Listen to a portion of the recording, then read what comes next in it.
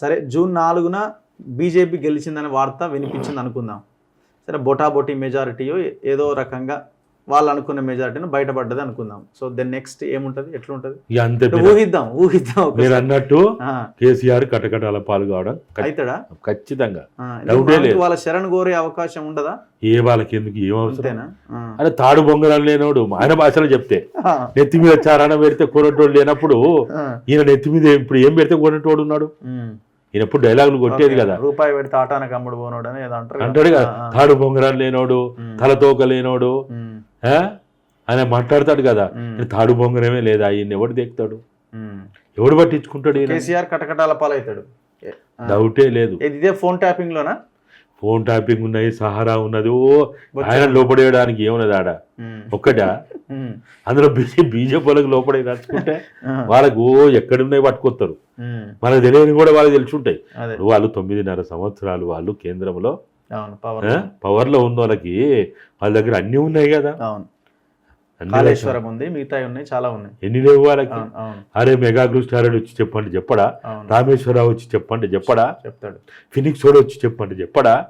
ఇంకెవడు ఎన్ని IAS లో ఉన్నారు అనుకో, మమ్మల్ని బలవంతం పెట్టి రాజశేఖర రెడ్డి మీద అప్పుడు కేసులు పెట్టాటు మమ్మల్ని బలవంతం పెట్టి మమ్మల్ని ఇది చేసి అది చేసి ఇవన్నీ తీపించండి, గీవోలు అలాంటి వీళ్ళు చేయరా? అప్రూవల్ కారా వీళ్ళంతా?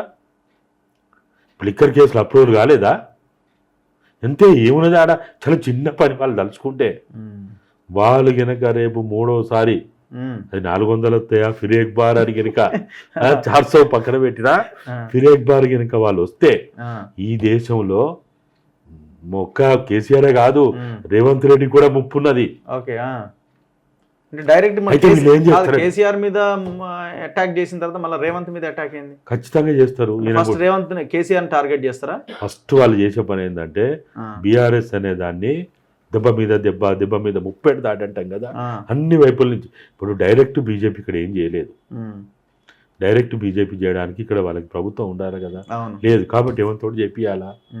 ఇప్పుడు ఈయన చేసిన కేసీఆర్ తోటి బీజేపీ ఏం చేయించిందో అదే చేస్తారు.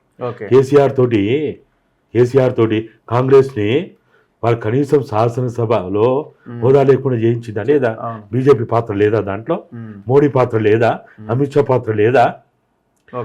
ఆఖరికి నయీం చంపడంలో కూడా, చంపించడంలో కూడా బీజేపీ పాత్ర ఉంది, అమిత్ షా పాత్ర ఉంది.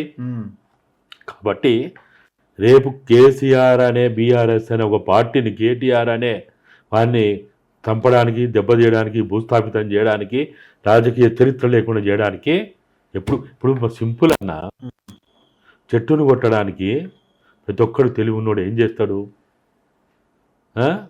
వాడు గొడ్డలి